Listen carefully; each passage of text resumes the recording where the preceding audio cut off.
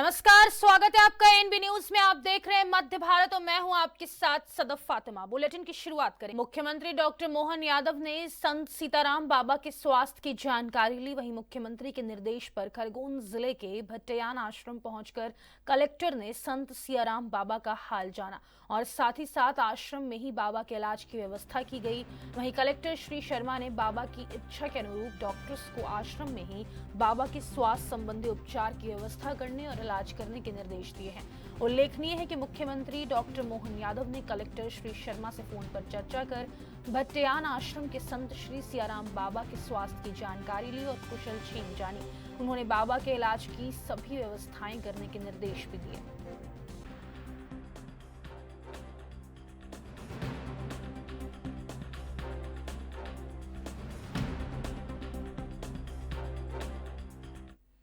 मध्य प्रदेश की राजधानी भोपाल के पास रातापानी अभयारण्य को मध्य प्रदेश का 8वां टाइगर रिजर्व घोषित कर दिया गया है। रातापानी टाइगर रिजर्व की घोषणा से अब भोपाल को टाइगर कैपिटल के रूप में भी जाना जाएगा। टाइगर रिजर्व के विकास से न केवल पर्यावरण संरक्षण को बढ़ावा मिलेगा बल्कि क्षेत्रीय पर्यटन को भी मजबूती मिलेगी।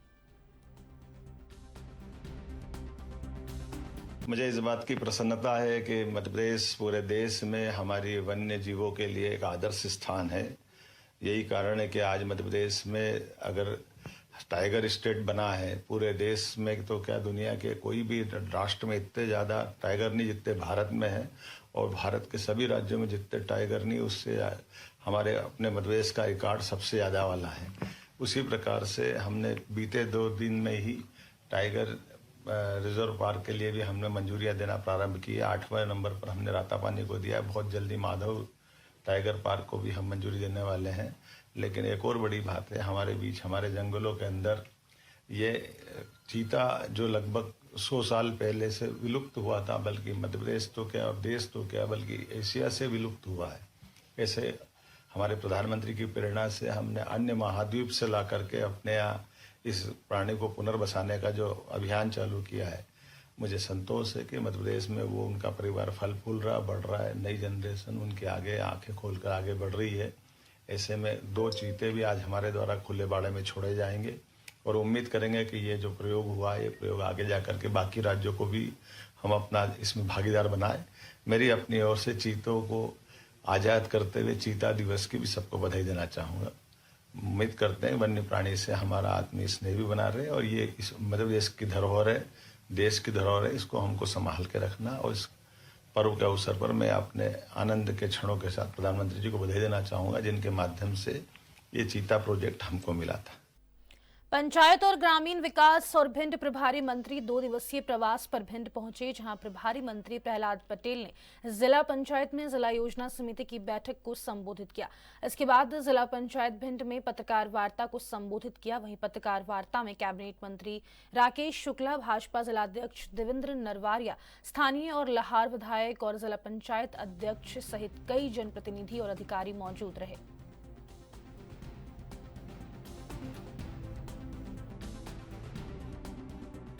पर कहीं अतिक्रमण है तो उनको सुनिश्चित किया जाएगा कि हर हाल में उनको खाली कराना। अतिक्रमण मुक्त मंदिर, ये 2। तीसरा है भूमिहीन मुक्ति धाम। अभी तक जो पिछली बार बैठक हुई थी उसमें 199 ऐसे गांव थे जहां पर मरघट की जमीन नहीं थी, जिसमें 56 कंप्लीट हो गए हैं। 55 जिनमें 43 जिसमें जमीन नहीं है।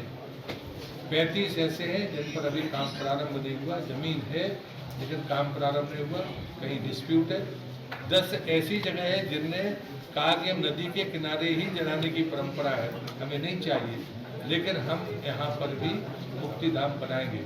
और मेरा आपसे निवेदन है, इस सोशल ऑडिट में भी आपको मदद करनी चाहिए। मैं जनप्रतिनिधियों से भी कहा बैकअप उनके पास जा रहा है विधानसभा बार, ताकि वो भी जाकर देखें और उसके बाद में वो सोशल ऑडिट डिसाइड हो सके। बिजली में लहार और भिंड, यहाँ पर ट्रांसफार्मर्स के ऑपरेशन की बात तो नरेंद्र जी ने उठाई थी और मेगांव और गोवा के माननीय मंत्री जी ने, तो अप्रैल 2024 में जो काम शुरू हुए थे लहार और भिंड के, ये दिसंबर 2025 तक का समय है।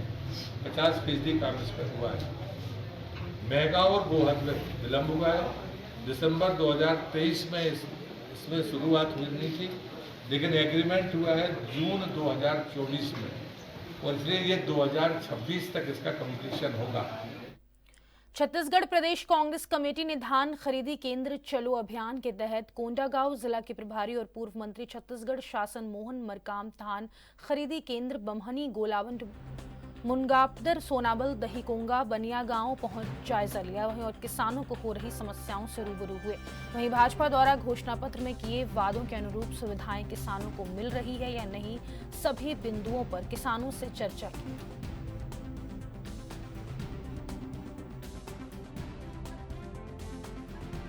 आज धान खरीदी केंद्रों का हमने निरीक्षण करने के लिए प्रदेश कांग्रेस कमेटी के निर्देश पर हम लोगों ने गया 6 केंद्रों का में हम लोग गए, किसानों से बात की, खरीदी केंद्र प्रभारियों से भी बात की और बहुत सी जगह लगभग सभी किसान ये कह रहे हैं कि अभी उनको 2300 रुपया प्रति कुंटल की रेट से उनके खाते में पैसा आ रहा है, जबकि भारतीय जनता पार्टी की सरकार ने एक मुश्त 3100 रुपये प्रति कुंटल खरीदने की बात की थी, वो किसानों को नहीं मिल रहा है। हम किसानों से भी कहा है और किसान भी कह रहे हैं अगर जो बकाया राशि जो 800 रुपये है समय पर नहीं मिलेगी तो उसके लिए भी किसान भी आंदोलित करेंगे, ऐसा उनका कहना था। और क्या कोई चर्चा निकल के सामने आई? देखिए अभी तक तो अधिकतर केंद्रों में यही कहा जा रहा है कि ये 21 कुंटल खरीद रहे हैं, जबकि ऐसा कहीं हम लोगों को देखने को नहीं मिला, मगर प्रभारी कह रहे हैं कि हम 21 कुंटल प्रति एकड़ खरीद रहे हैं। मगर बहुत से किसान ये भी कह रहे हैं कि उनका रकबा में कटौती की गई है, जो पहले धान बेचते थे उसमें कटौती की गई है, तो उन लोग लगातार प्रशासन के अधिकारियों से वो जो फिर से जो पुराने रकबा के हिसाब से धान का टोकन था उस हिसाब से मिले, ऐसा किसानों का भी कहना है। मध्य प्रदेश के पन्ना जिले के उथली हीरा खदानों से प्राप्त हीरों की नीलामी कल कलेक्ट्रेट सभा कक्ष में शुरू हो गई है, जिसमें सूरत और गुजरात के व्यापारी शामिल होने के लिए आए हैं। बता दें कि यह नीलामी आगामी 3 दिनों तक चलेगी।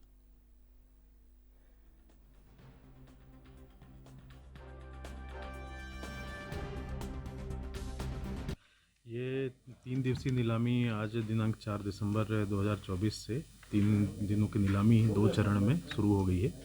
आज नीलामी के पहले दिन की अगर बात की जाए तो आज 21 ट्रे और 50 नग हैं, जिनका कुल वजन 93 कैरेट 27 सेंट है, जिनको नीलामी में रखा गया है। और आज जो विशेष आकर्षण का जो केंद्र है 19 कैरेट 22 सेंट का हीरा है, जो आज मुख्य केंद्र रहेगा। तो कहाँ से पहले दिन व्यापारी शामिल हुए? पहले दिन सूरत से है और उज्जैन से और राजस्थान से और अपने महाराष्ट्र से। एमपी के बैरागढ़ फाटक रोड पर जिला प्रशासन की टीम पहुंची, जहां पट्टे की दुकान और अतिक्रमण हटाने की कार्रवाई को लेकर दुकानदारों ने हंगामा किया। वहीं मौके पर भारी पुलिस बल मौजूद है और जिला प्रशासन के अधिकारी दुकानदारों से चर्चा कर रहे हैं। दुकानदार का कहना है कि हमें दुकानें आवंटित की जाए, उसके बाद हमारी दुकान ही तोड़ी जाए।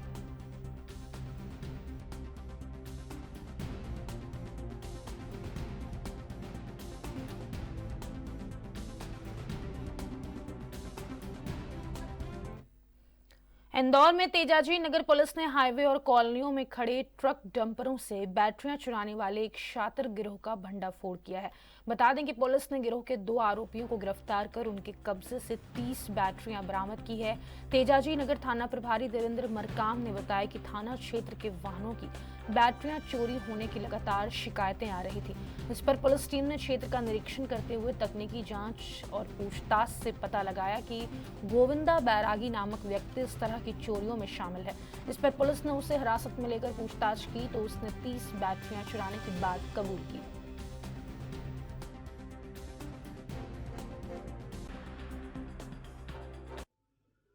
थाना तेजाजी नगर में एक बैटरी चोर गिरोह का पर्दाफाश हुआ है, जिसमें कि पहले पिछले महीने एक जो बैटरी चोरी चली गई थी उस पर FIR रजिस्टर कराई गई थी फरियादी के द्वारा। तो उस पर से लगातार तेजाजी नगर की टीम लगातार काम कर रही थी और उनको सफलता मिली है।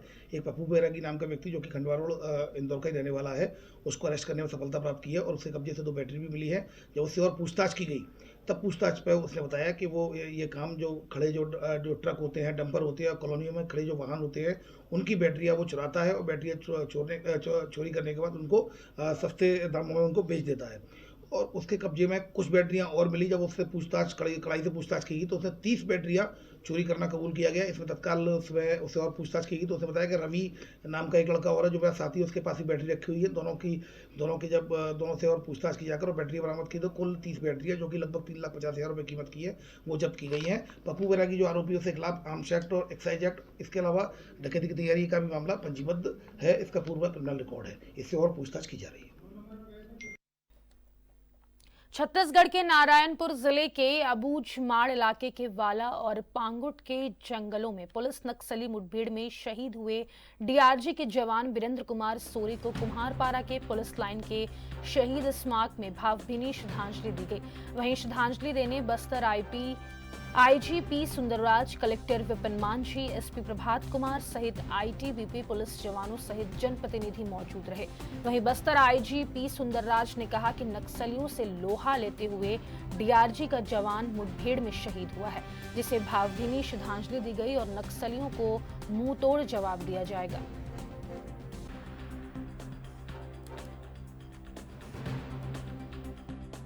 बस्तर संभाग के अंतर्गत माओवादियों के विरुद्ध प्रभावी रूप से अभियान विगत महीनों से संचालित की जा रही है। इसी सिलसिला में दिनांक 4 दिसंबर को जिला नारायणपुर के अंतर्गत अबूझमाड़ क्षेत्र में वाला और पांगोड़ में माओवादियों के विरुद्ध एक सर्चिंग अभियान जारी रहा। इस दौरान माओवादियों और सुरक्षा बल के बीच में अनेक बार मुठभेड़ हुई। मुठभेड़ में दुर्भाग्यवश हमारा एक प्रधान आरक्षक वीरेंद्र कुमार सोरी का शहादत हो गए थे। शहादत होने के बावजूद हमारा बाकी अन्य बल सदस्य द्वारा बहुत दूरी से माओवादी से मुकाबला किया। इसी कारणवश माओवादी को इलाका छोड़कर भागने पड़ा जंगल काट लेकर। आसपास इलाके में अभी भी सर्चिंग जारी है। संभवतः इस मुठभेड़ में माओवादियों का भी कई लोग का काफ़ी नुकसान होने की भी संभावना है। उसी को देखते हुए आसपास इलाके में अभी सर्चिंग जारी है।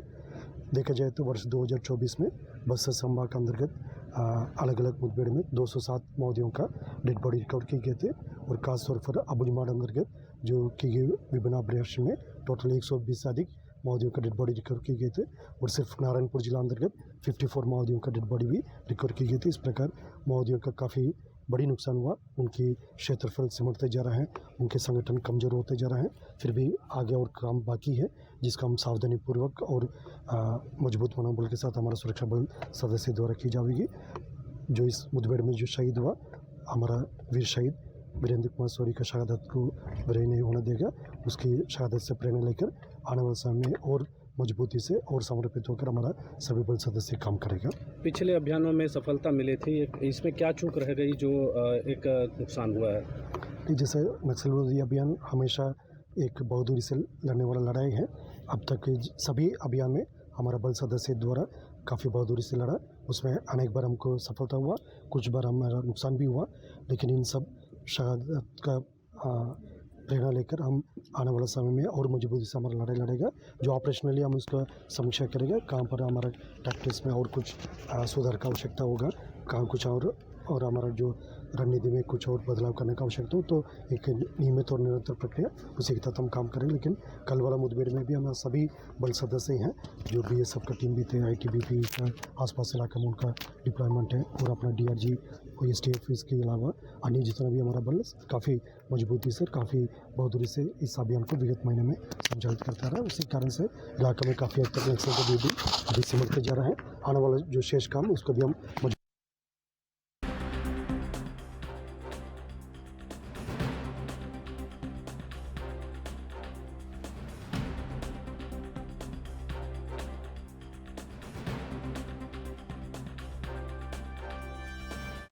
आगे बढ़ेंगे। बस्तर जिले के भैंस गांव में वन विभाग के द्वारा सैकड़ों की संख्या में पेड़ काटे गए हैं, जिसको लेकर नाराज ग्रामीणों ने इसकी शिकायत प्रशासन के उच्च अधिकारियों और वन विभाग के अधिकारियों से की है।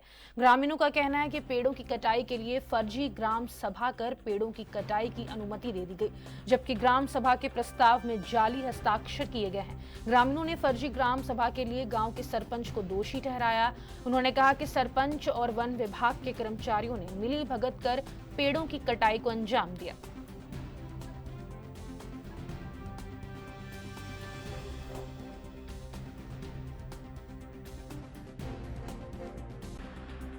हाँ, मेरा नाम रमेश मौर्य है। मैं ग्राम पंचायत भैंस गाँव से हूँ। और हमारे गांव में जो अभी लकड़ी काटना चालू किए थे, तो हमारे गांव वाले सब मिल कर के उसको बंद करवाए हैं, और आगे भी हम काटने नहीं देंगे, क्योंकि कौन काट रहा है? और इसको तो फॉरेस्ट विभाग वाले आए और काट रहे थे। अच्छा जी। और इसके लिए ग्राम सभा नहीं हुई थी? ग्राम सभा नहीं हुआ सर। इसमें ग्राम सभा कब किए किसी को पता नहीं है, कोई जानकारी नहीं है, न लिखित में है न कुछ नहीं है।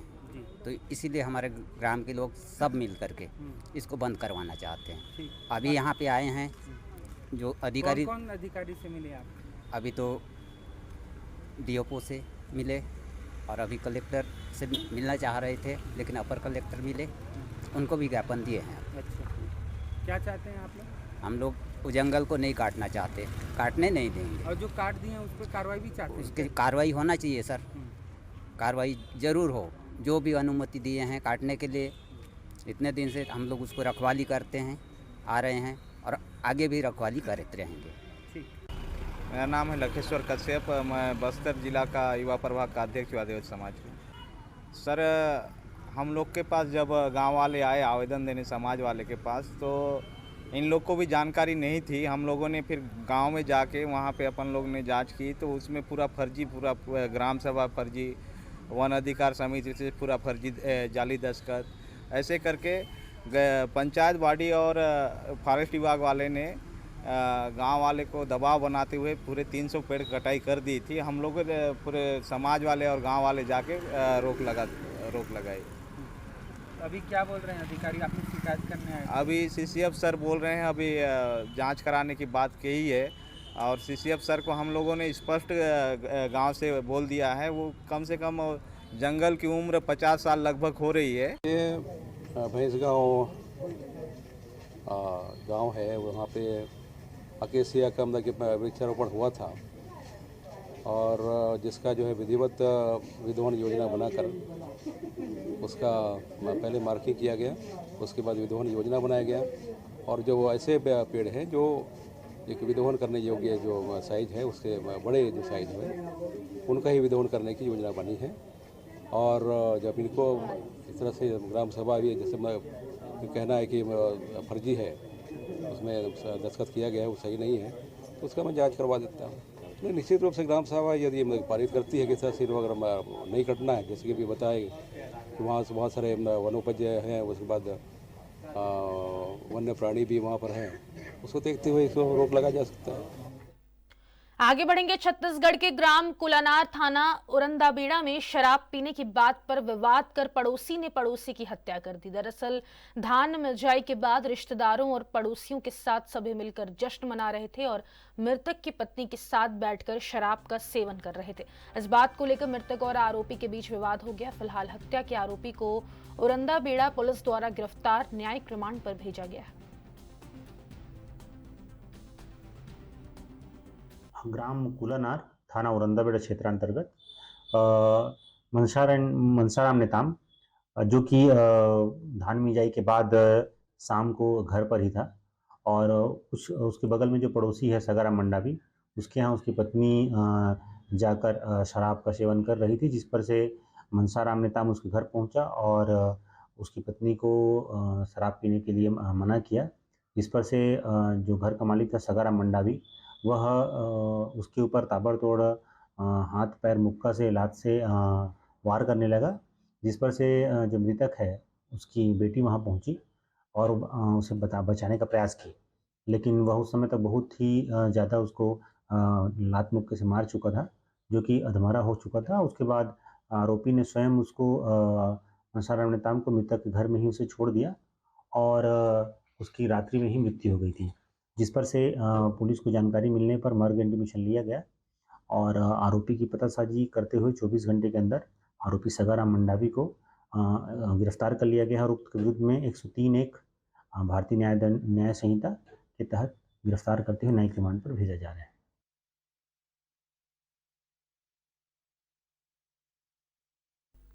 इस बुलेटिन में फिलहाल के लिए इतना ही। मुझे दीजिए इजाजत। नमस्कार।